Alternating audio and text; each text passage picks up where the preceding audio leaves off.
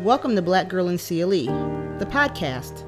I am your host, Shana Black, and in each episode, my special guest and I will talk about local events, the topic of access in Cleveland, and sometimes we'll just talk about some cool people who are doing cool things in the greater Cleveland area. I'll introduce you to this week's guest right after this.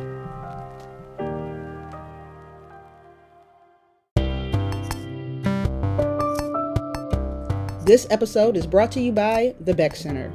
The Beck Center's theater season begins this month with performances of Elf, Something Rotten, Broadway Bound, and The Exonerated. Also check out the youth season featuring performances of Disney's High School Musical, Little Tech's Shop of Horrors, and Bugsy Malone. Learn more about all of these performances at beckcenter.org. Hey everyone, welcome to the show. Today, my guest is Colleen Jackson, director of The Exonerated, that's coming to the Beck Center in October. Welcome to the show, Colleen. Thanks for having me. Excited to be here. Of course. So for many people that don't know, tell us about what The Exonerated is. What's it about? Well, it's a story it's not really your traditional style of a play where you come in and you meet your main characters and you follow them through. It's unique in that it is a play version of some interviews of exonerated people. So our main characters are all based off real people telling their real stories. They come from interviews that were done. There were several, I think they did over 90 different interviews with exonerated people, and they had tons of material. They pulled 6 stories, and that is where you get what has become the play Exonerated. So what's so interesting about it is it's diverse in terms of the 6 exonerated individuals. There is one woman who was, I believe, one of the first, she was the only person on death row at the time. She was put on death row.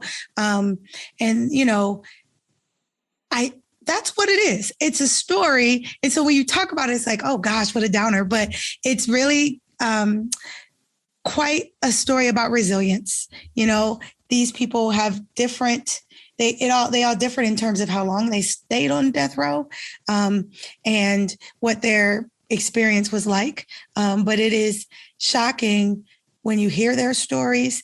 It definitely speaks to the human ability to just persevere. And it's a little scary in that reality that it could happen to anyone.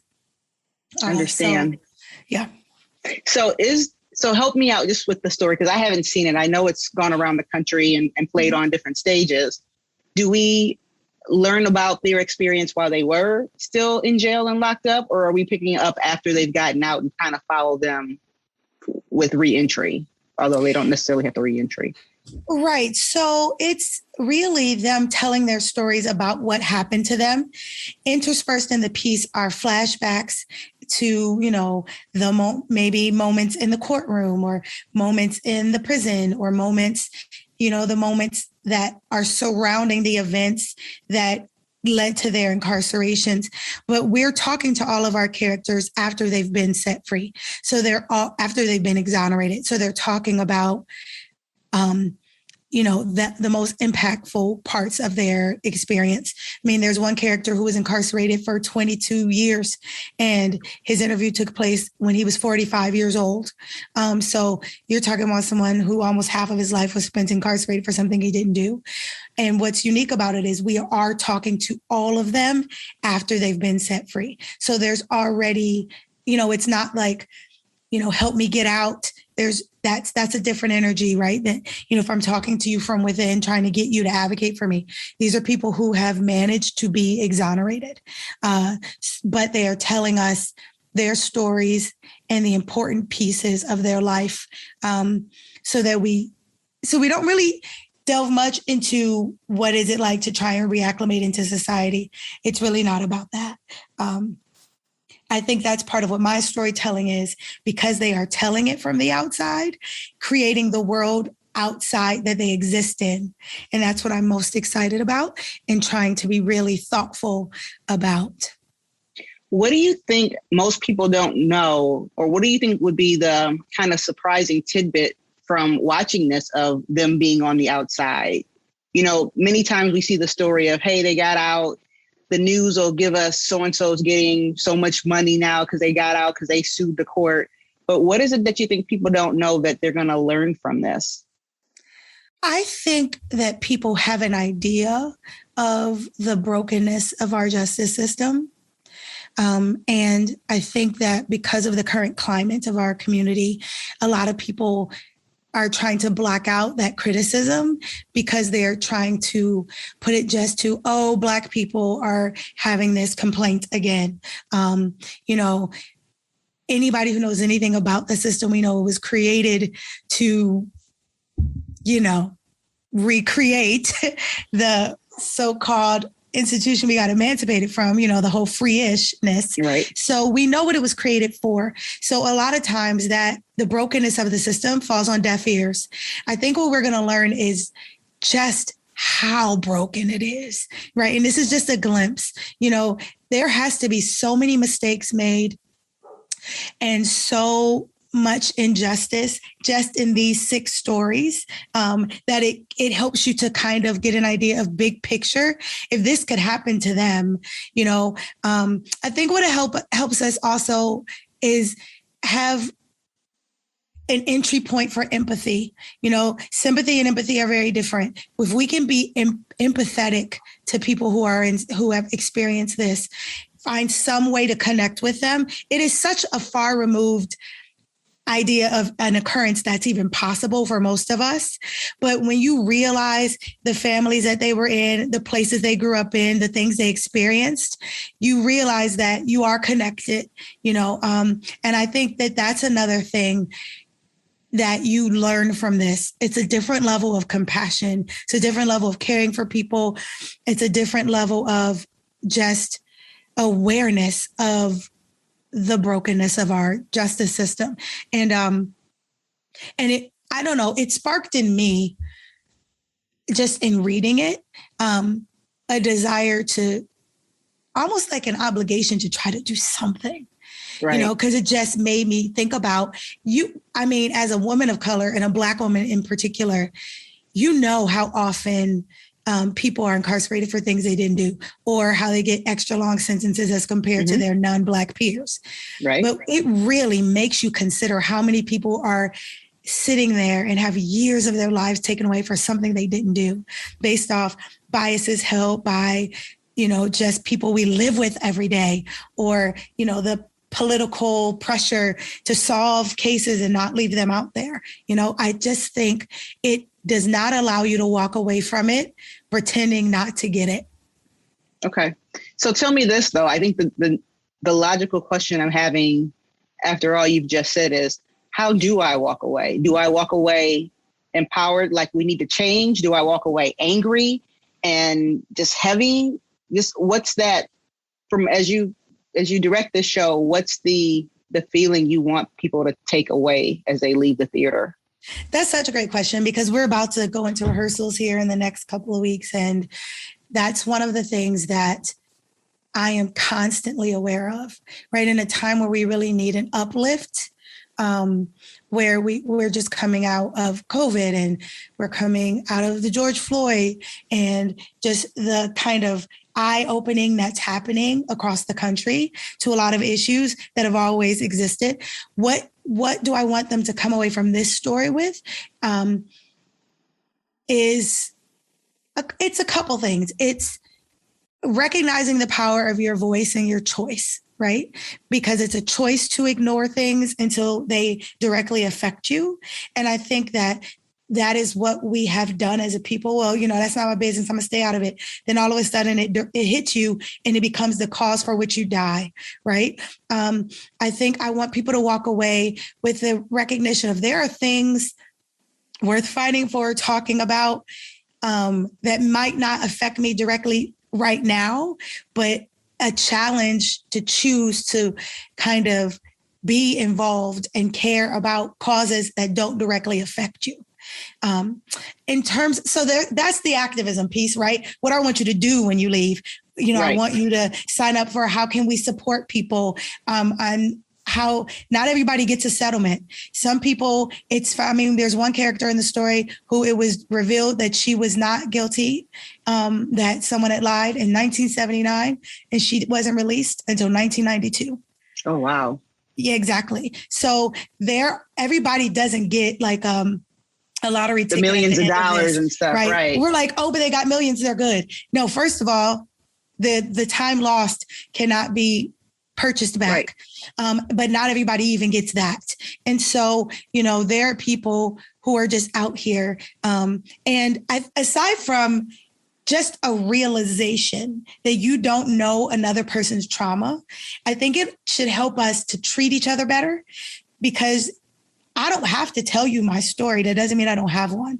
And how we suffer from other people's mistakes, even after the fact, so something happened to me that's not my fault, but I have to suffer lifelong consequences because of it.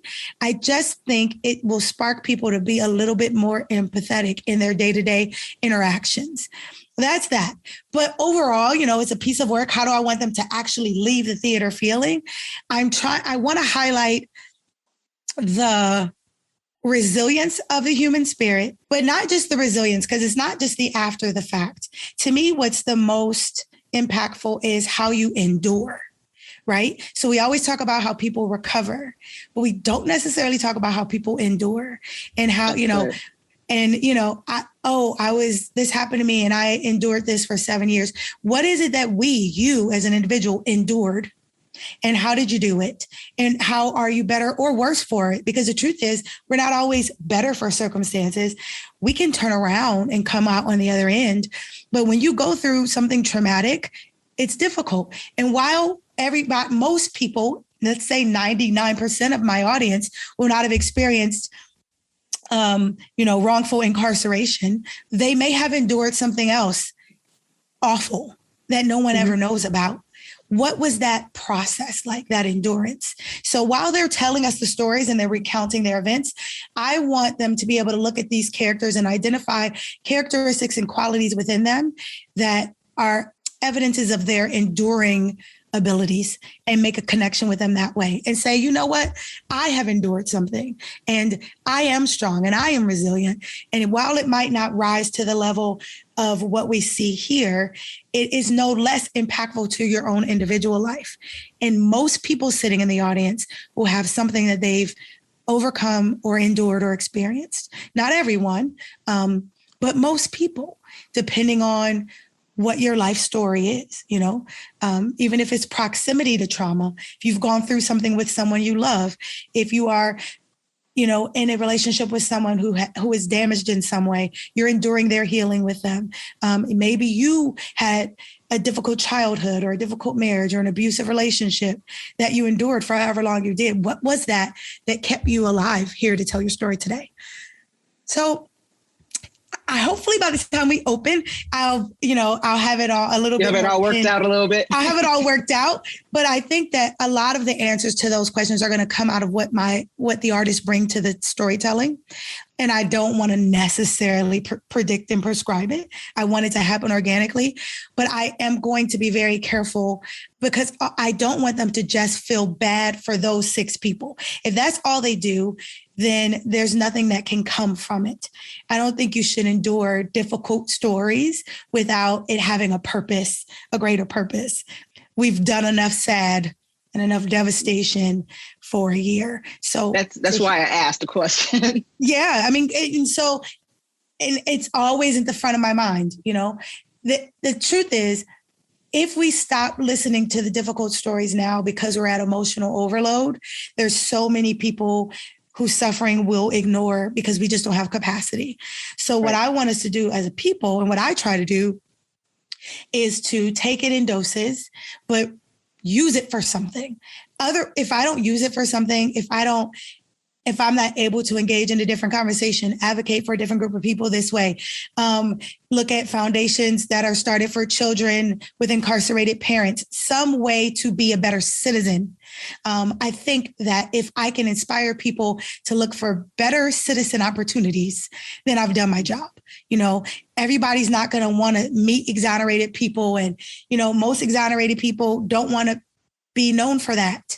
They don't want to be contacted. Don't come and say how sad you are for me. But there are many things that are going to be long-lasting effects on them that we can contribute to, help bring awareness and voice to.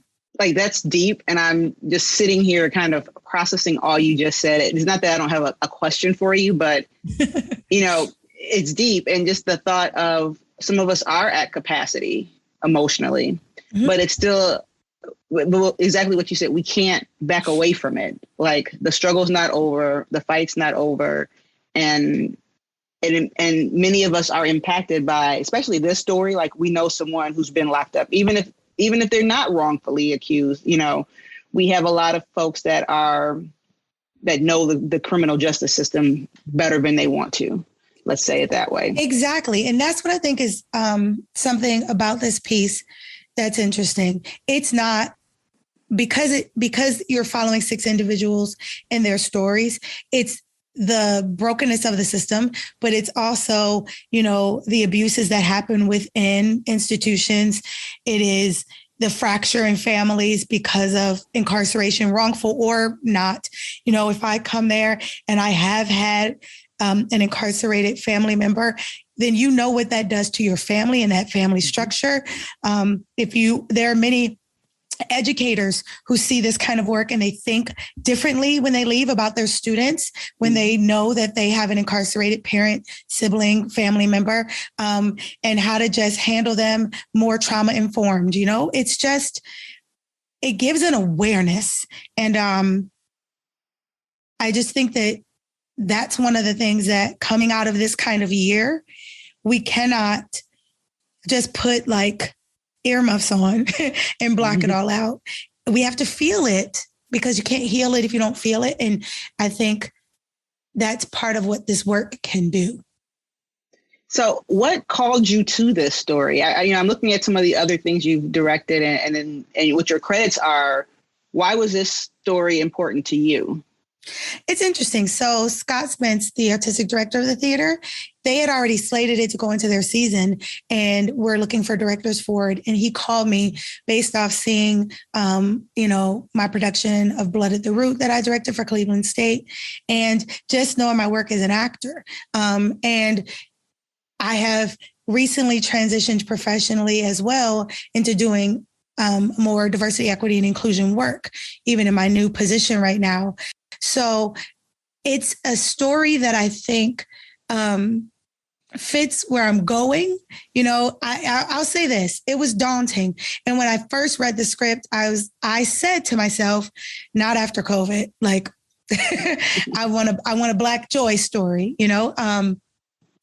but it's interesting because I started learning about the organization called Until Freedom, right? And I don't, interact with them. I'm not part of that group, but I would love to be, but the name of it is what is the kind of thing that said, no, I have to do it because I don't get to take a break from it. I never get to take Black off and leave it at home and go out into the world. And so given an opportunity to help tell a story like this that can create pathways for empathy and healing for other people, when it was brought to me, I had to, I decided to, I didn't have to, but I decided that it was worth pushing through emotionally to tell this story. And once you are hit with the initial sadness and devastation of it, what's on the other side of that? And that's what's making me do it, because you cannot sustain the work if you can't get past the sadness. And so much of the work that I do as an artist and a professional in the DEI world is pushing past the sadness of the reality of the state of our situation as people of color, as women, the whole LGBTQ movement, right? There's so much sadness that is a result of a lack of diversity, a lack of equity, and a lack of inclusion, and intentional injustice. But once you push back past that, then you can really get to work. So many of us stop where our emotional capacity forces us to. And so that's why I said yes. And I was reluctant. Even my husband was like, You know, that's tough for you. The whole prison system and injustice and wrong, that's tough for me. And I don't like to watch movies about it. And, you know, I don't want to see Lockup and First 48. Like, I am just like, no, thank you, because it's just too much. And so it felt to me, if I don't help someone because it's too much for me to hear about it, but you lived it. Right. What does that say? You know, and so often this year specifically, I've had, you know, in trainings that I facilitated and in a lot of the work that I do, one of the hardest things for any person that is part of a marginalized group to hear is how difficult it is for other people to learn about something that's so awful that other people live through, right? So you can't even engage in the work because it's hard to hear and it's hard to imagine and it makes you sad versus living it every day. And so I found I was like, can I do that? No, I'm not going to do that. So I had to push.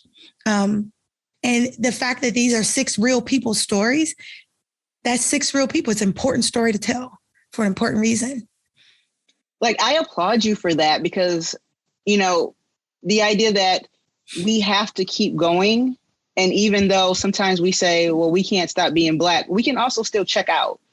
And like you said, that's why I asked the question about how do you leave? Because there's plenty of movies where I'm like, oh, I don't want to walk out of the theater feeling all downtrodden and hopeless. And that's why that question was so important. Nor do I. And I don't watch them. And there's a lot of folks like that. And there's a lot of folks like that. And that's why I thought it was important to ask that question because, you know, here at Black Girl, we never want you to come away from one of our experiences or something that we were like, hey, you got to try this out and you feel worse than when you got there. You know, life is hard enough. So I applaud you for doing this because also knowing that you feel that kind of way means that you're going to let that story be told a different kind of way. A different kind of way, because I am real. I mean, you hit the nail on the head. I don't watch movies that are going to, or, you know, there are educational moments that I push myself through, right? But from entertainment perspective, movies or things like that I know are about a certain subject matter that is hard for me to close my eyes and make it go away. You know, I just don't indulge. And you're correct. Like, part of me was saying, I don't want to do that to someone that I wouldn't want to experience it. You know, there's a 50-50 chance that if I saw this show was being done somewhere, I would not go see it because I would be afraid of how I would feel when I left, you know? Yes. And so I am considering that person in the way that we are artistically going to mount this show. And I'm considering that person in 2 ways. One, there are times when that person has to kind of push past that and just to see what they can learn and how they can be of service. And also recognizing and acknowledging the state which a lot of us are in because of what we've endured collectively. It is very rare that we as a nation, a planet, experience the same thing at the same time. You know, most of the things we talk about as Black people sit on the outside of that conversation, so they're not able to relate. But if you just say COVID, it hit us in the same way, at different levels, right? There are things that are universal about this experience. And I think that collective suffering that we went through, that collective fight back, the collective endurance, I think I want to keep that momentum, right? Let's have this collective experience. Now looking at it as not an us and them, everyone you see on the stage is part of the us. And so instead of these separate people with their separate experience, let's keep that we're all in this together mindset and look at what happened to 6 of us, you know? And I think that is important. You have to take consideration the state in which people are coming into your space. It would be ridiculous for me to direct this piece as if the pandemic didn't happen, but we've got heightened sensitivity, heightened loss, joint grief, super awareness of mental health conditions and just by the isolation that we felt. I mean, if you think about how casually people have referred to the isolation connected to COVID as being like they were in jail. I heard someone mention it the other day. It's like I've been locked up. It's like I've been locked up. Not exactly, No. right? But it's so easy for us to throw that out there because there's a lack of awareness. But you feel like that isolation gives you you've never felt that type of isolation. So yeah, there's a lot to be gained from it. Not to say I'm not still nervous, not to say that people won't still come away with a heaviness, but sometimes that's what it takes to move you. And the piece is written well. So there is humor in it. There's joy in it. And again, they all got their freedom, right? It's just hard for us as humans to read the story and not focus solely on the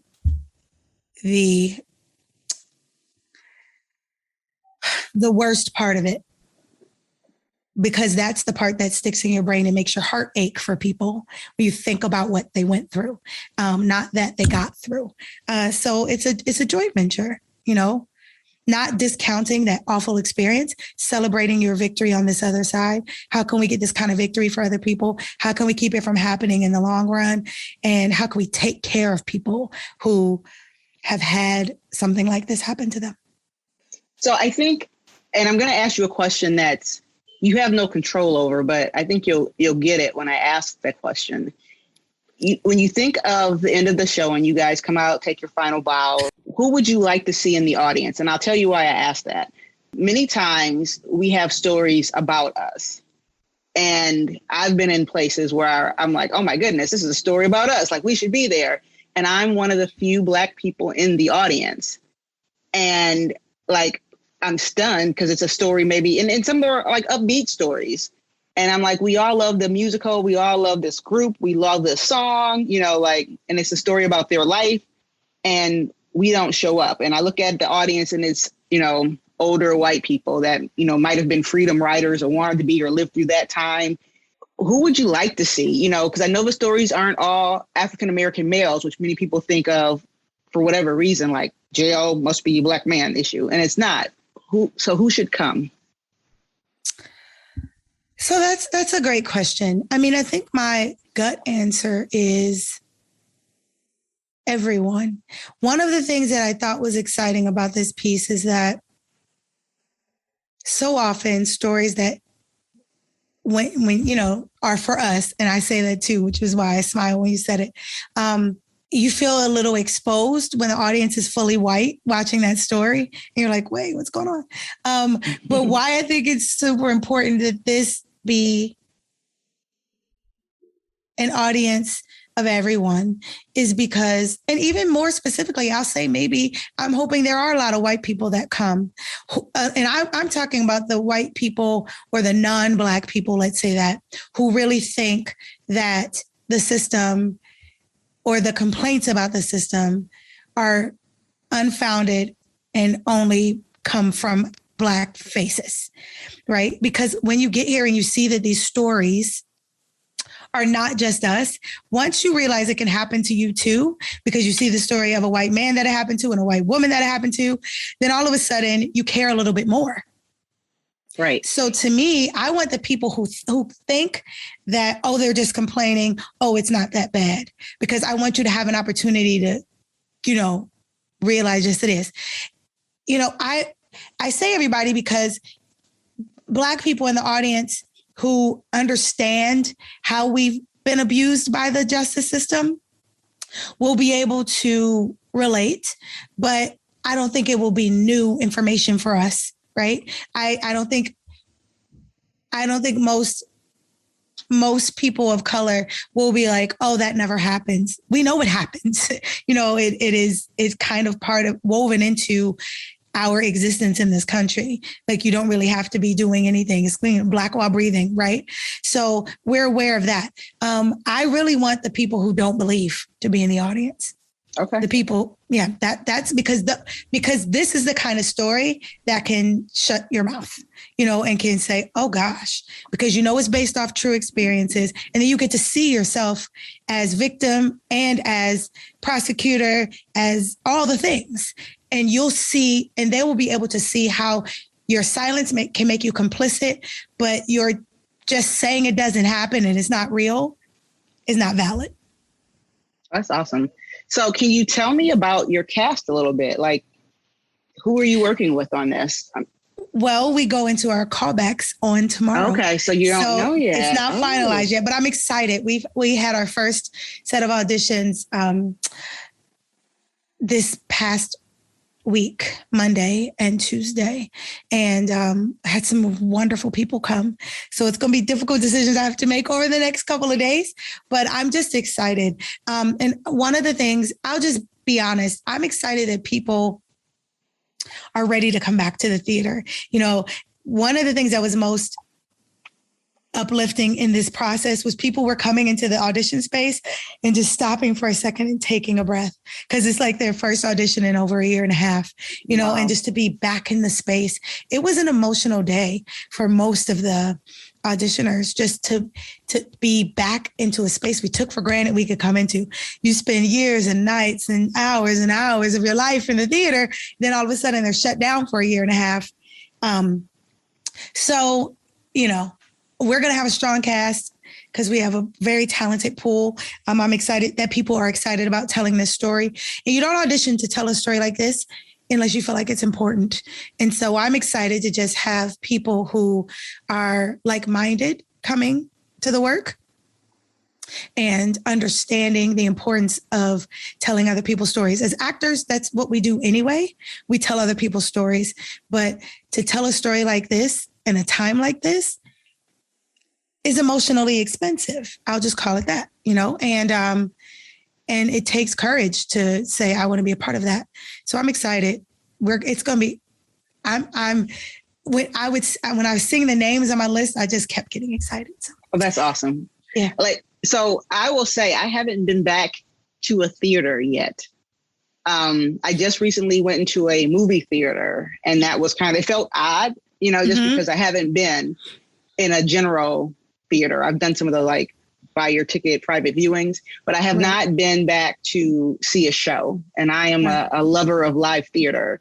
And so I can't wait for that moment. I should probably figure out what that show is. Maybe it'll be your show that to just go and sit and have that emotional experience with live theater. Yeah. I mean, people who it's interesting because I know as an artist, as a creator of work, what it felt like to me to walk back in, but the way that people who are audience members are describing how they feel walking back in, it feels like a victory. It is part of our endurance story, you know, the fact that people are, and so the butts in the seats are an evidence of the resilience of the human spirit and the bravery and the courage and the, you know, perseverance to get back to something that matters. Yeah, it's remarkable.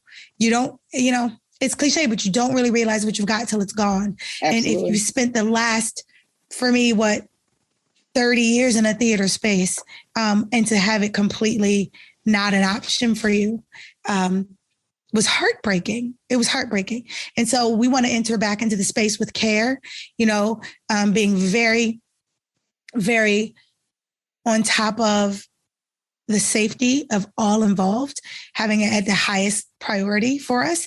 And it does mean quite a few restrictions in our, you know, that we're not accustomed to, that we're willing to adapt to just to be able to make our art. So yeah, it's an exciting time. And if we're all careful, cautious, considerate, and that's the big one.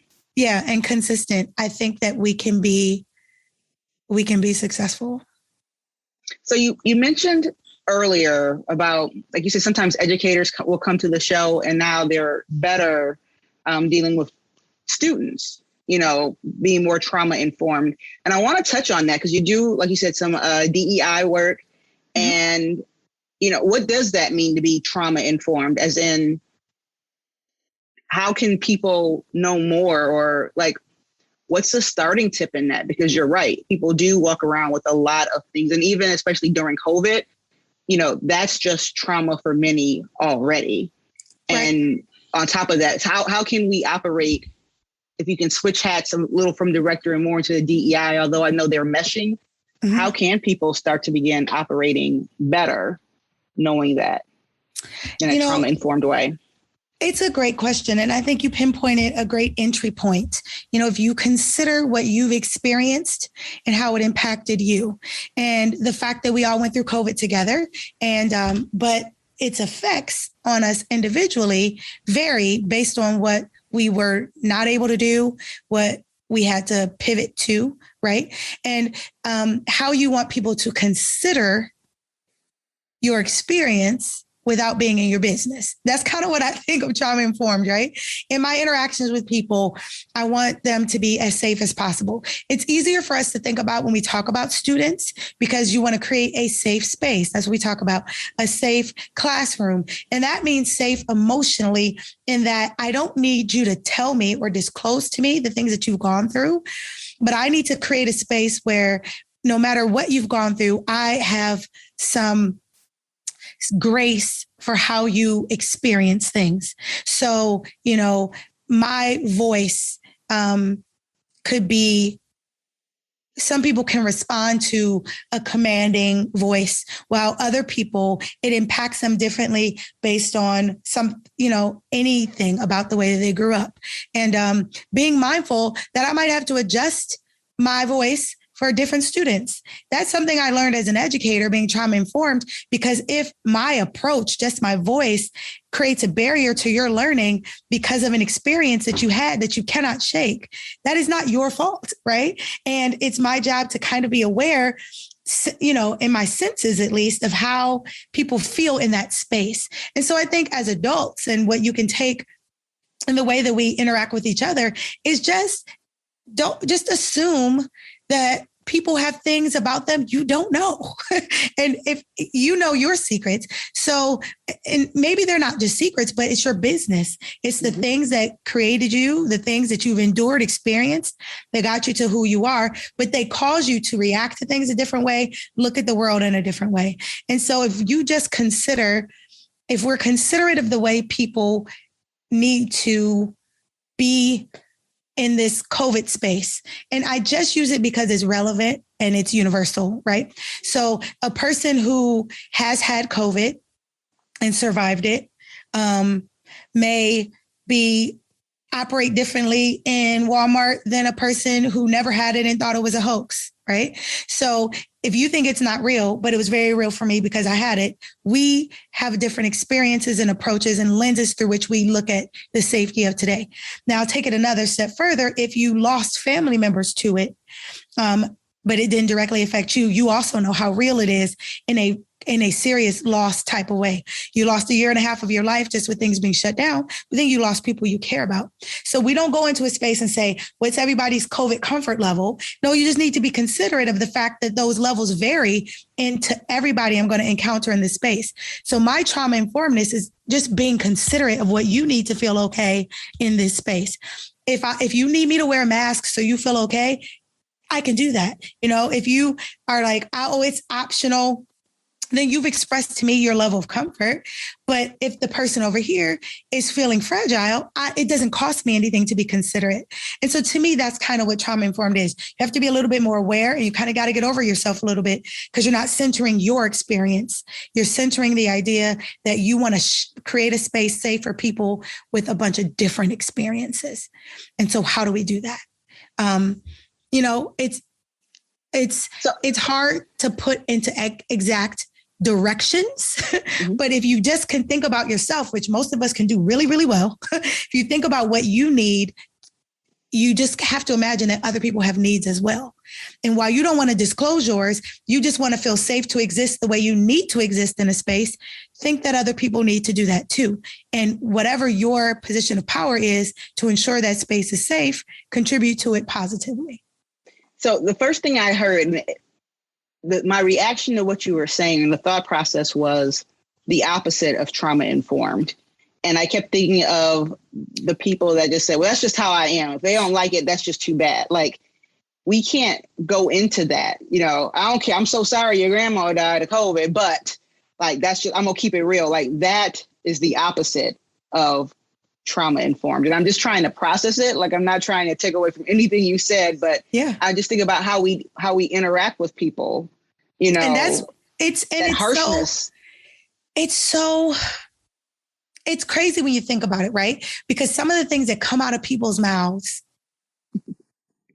shock you. And then if all of a sudden, if the roles were reversed, right? Because I try to think about what are the things that cause us to change our behavior?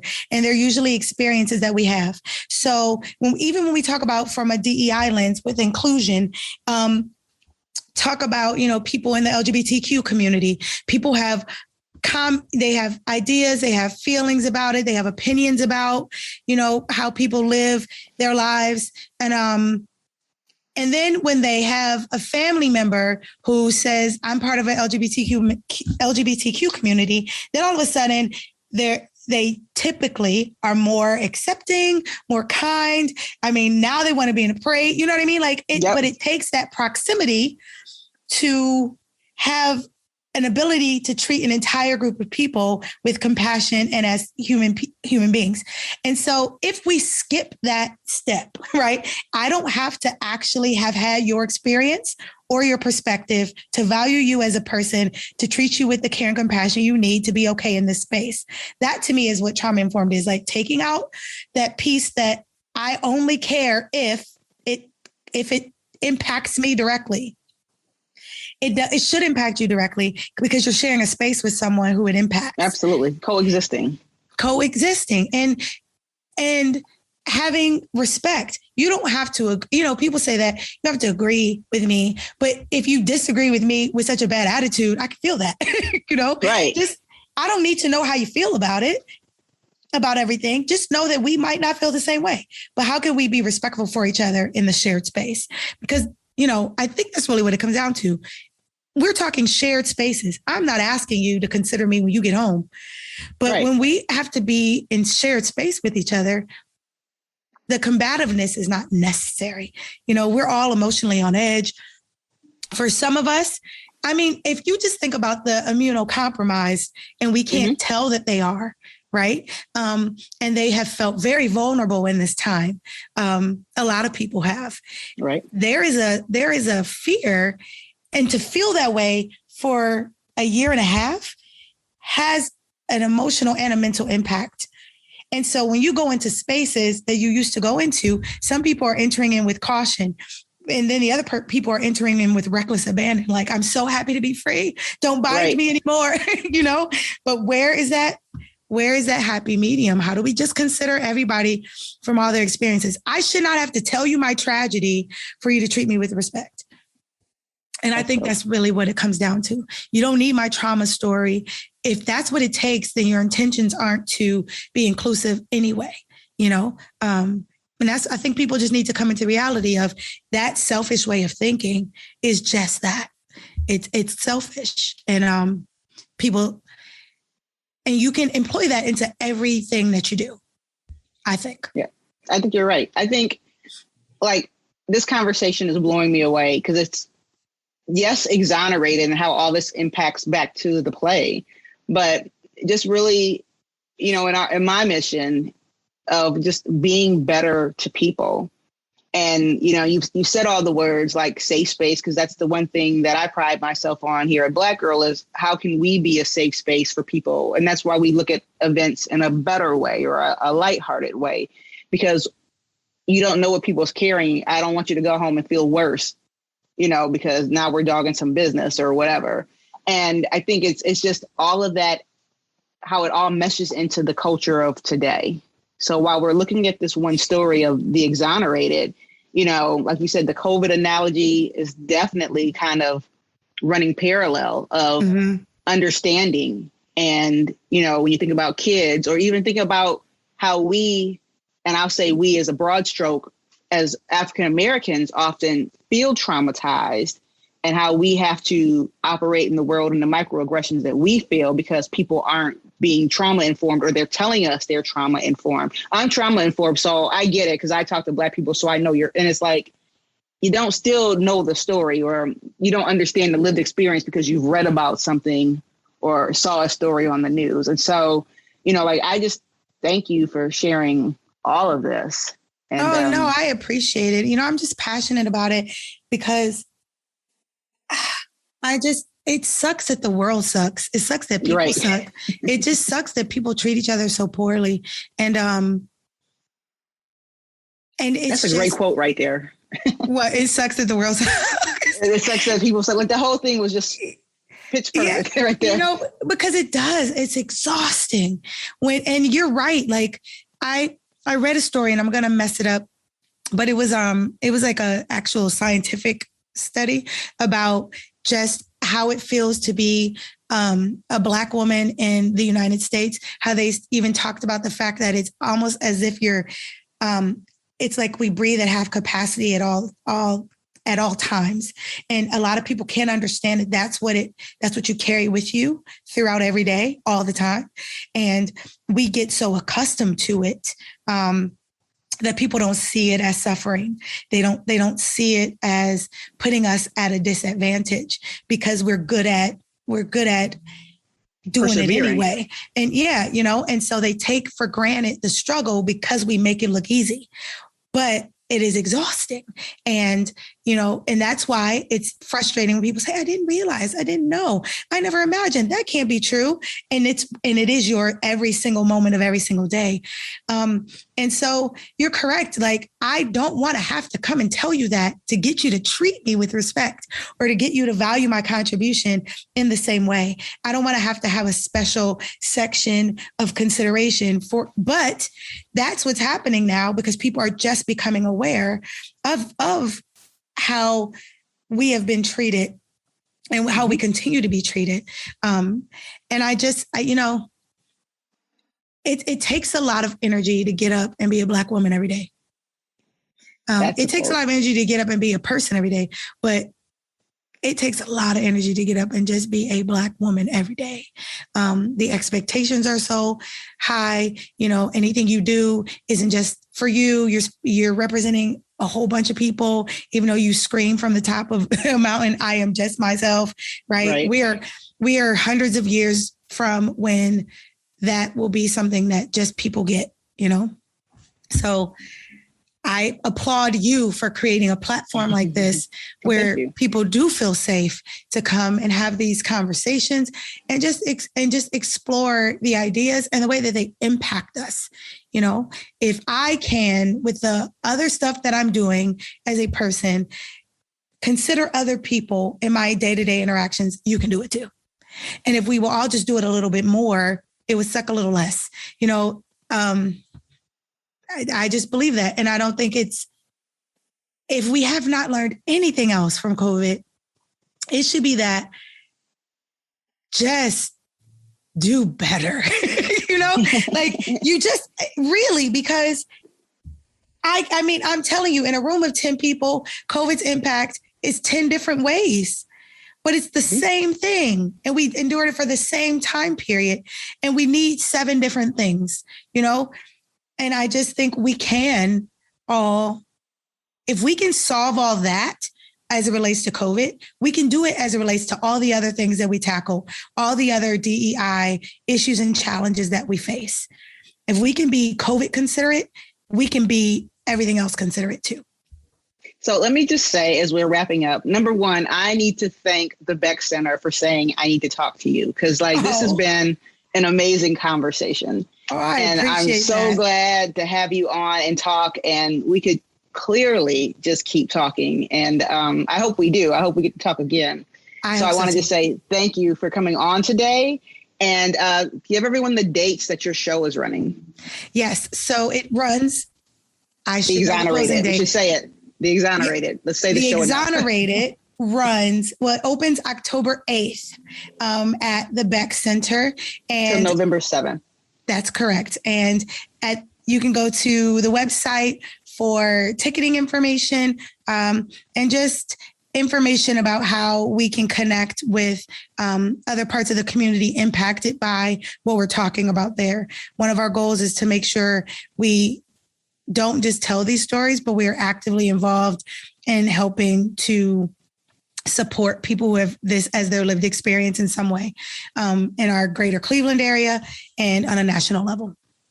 And we'll put the ticket link right in our show notes so people can get the show and buy the tickets. How can people follow, connect with you or support your work outside of this? Yeah, I am trying to make myself be more social media present. But I do have Facebook. I'm Facebook Colleen Longshaw, which is my equity name, my actor name, my maiden name. And I'm on Instagram as CocoLocal_13. And I do a lot of things. I wear a lot of different hats, and I'm excited to see where I go from here. It's interesting because, having to turn down performing work to do directing work, it's a great position to be in, right? To have options. And I have done so much storytelling as an actor, and I thought it was really important from an activism standpoint and from an impact making standpoint, to try and take on work like this as a director. So I'm excited for everyone to see it, to talk about it, and I want to hear what you think. Awesome. So again, definitely check out the Exonerated at the Beck Center, beckcenter.org. And today my guest was Colleen Jackson as the director of the Exonerated. I wanted to make sure I had the right name for the director versus the actor. And so funny. That's why I just should hyphenate and get over it. I was the same way. Like, teacher me, like based on how you call me, I know where you come from. Where you know me from. Like, yeah. That's necessary. So thanks everyone for listening. Thank you for your time, and definitely go check out the show. And thank you, Beck Center. Awesome. Thank you for listening to this episode of Black Girl in CLE, the podcast. Please check us out online at www.blackgirlincle.com and like and follow us on Facebook, Twitter, and Instagram at blackgirlincle. This podcast was recorded in Cleveland, Ohio, with post-production by the talented interns at Black Girl Media. Copyright 2019, all rights reserved and retained by Black Girl Media, LLC. Talk to you next time.